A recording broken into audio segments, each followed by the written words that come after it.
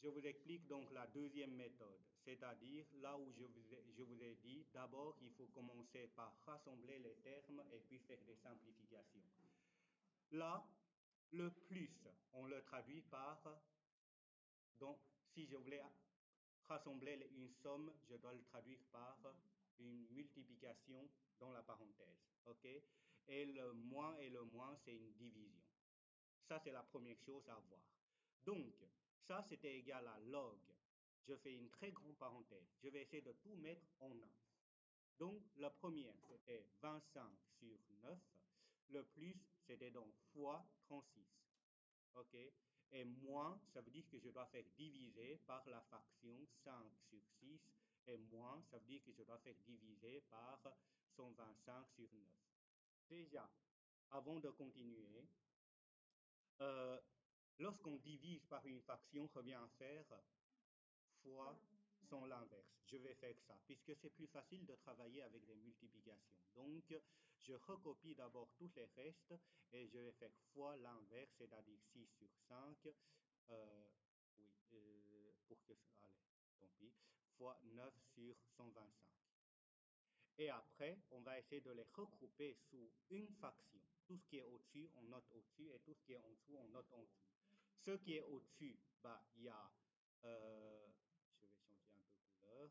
Ce qui est au-dessus, bah, il y a 25, il y a 36, il y a 6, il y a 9. OK? Ça, je dois le mettre au-dessus. Et les restes, je dois le mettre en dessous. C'est-à-dire, je vais avoir donc 25 fois 36 fois 6 et fois 9. Et en dessous, bah, c'était 9 fois 5 fois 125. Jusque-là, ça va? Et vous allez voir une chose extraordinaire, c'est qu'on peut faire des simplifications maintenant.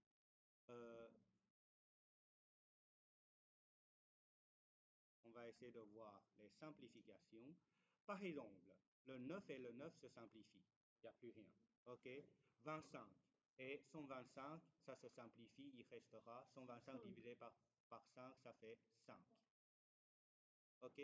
Et là, on a presque fini. Pourquoi? Puisque il nous reste plus que log. Au-dessus, j'ai 36, c'était 6 exposant 2, 36, c'était 2, 18, 2, 9, 3, 3, 3, 1. Donc 36, c'était 2 exposant 2 fois 3 exposant 2. Vous êtes d'accord? Et 9, c'était, non, le 6, c'était 2 fois 3. OK? Et en dessous, j'ai 5 fois 5, bah 5 au carré. Jusque-là, ça va? Maintenant, je vais encore regrouper au-dessus. Log. Donc, au-dessus, 2 carré fois 2, ça fait 2 au cube. OK? Et puis, fois 3 au cube. Tout divisé par 5 au carré. Et là, je réapplique les propriétés pour les séparer. C'est-à-dire, d'abord, je vais avoir log de base 2 de 3. OK? Et c'est un fois, donc je dois faire plus log de base, non, pas de pardon, log de 3 exposant 3, tantôt j'ai parlé de base, mais il n'y a pas de base. Et puis la division, c'est moins log de 5 au carré.